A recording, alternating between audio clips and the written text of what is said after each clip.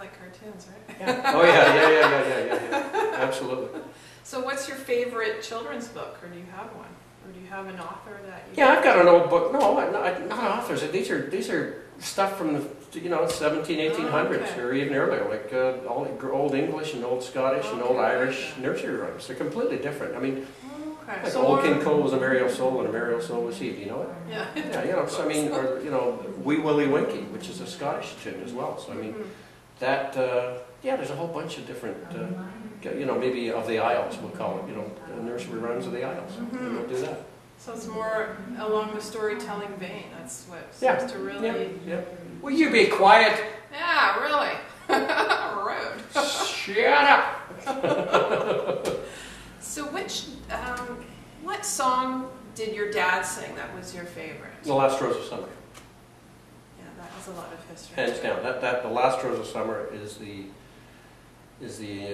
engraving on my grandparents' headstones. And it was also his favorite tune. And in 1958, on the CD "Love Is a Voyage," the last track on the album is my father singing in a pub in 1958. Yeah, I heard that. And that was given to us by a dear friend of the family's by the name of Bill O'Connor at my father's funeral in 1995. And we were just concluding the recording of "Love Is a Voyage," that project.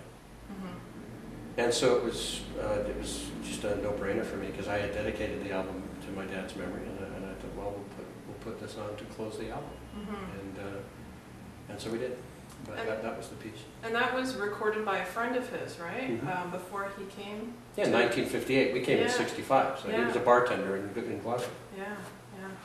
That's so amazing that you have that. Well, Bill O'Connor is his name, and he was moving to Canada, moving to Burlington, and he went into the pub that night, his local, and he put a reel-to-reel tape recorder on the bar, and he recorded the evening. And then he took that with him, so that when he was in Canada, he wouldn't get homesick. He could go and play that tape, and close his eyes, and he'd be right back with his pals. Because they all told stories and told jokes and sang songs, and that was his evening, recorded an entire evening. And did he play that a lot, to your recollection? Yeah, I mean, he said he did. I'm sure he did. Yeah. That's what he did to get himself through. Yeah, that's a really good idea. Yeah, it was. That's great. Now, when you were younger, I hear that your dad had a lot of Friday and Saturday night get-togethers at the home. Lots of people coming over?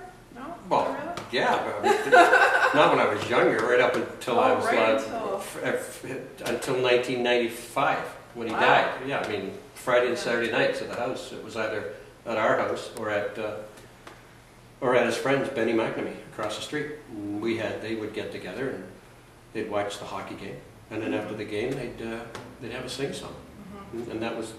That was Saturday night. Now, do you continue that tradition, or is there? My brother does, and then sometimes we get together and pop by, or we have the the annual family barbecue. It always happens at that. So yeah, that's nice. Still do it, yeah. That's nice.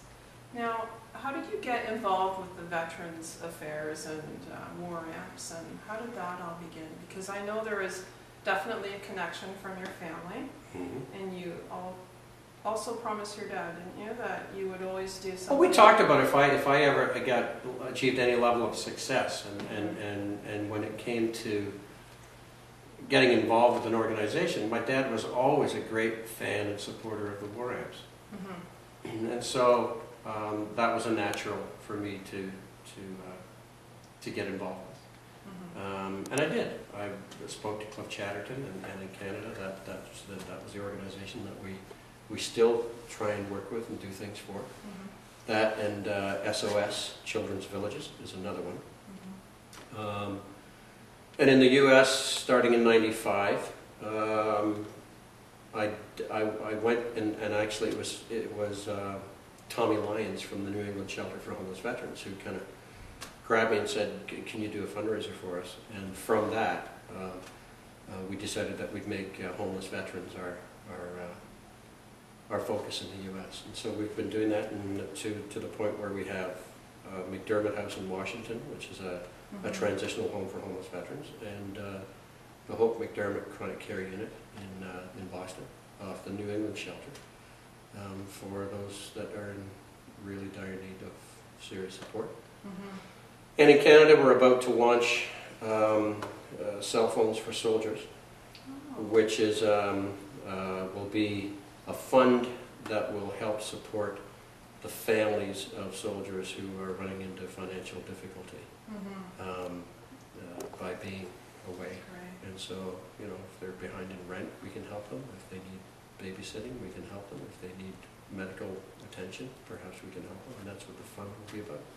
So that happens very, very shortly. That's amazing. And Well, congratulations. the cell phones for soldiers, I should tell you, was Yeah. a great success by two young kids in Okay. Brittany Berquist in the U.S. Mm-hmm.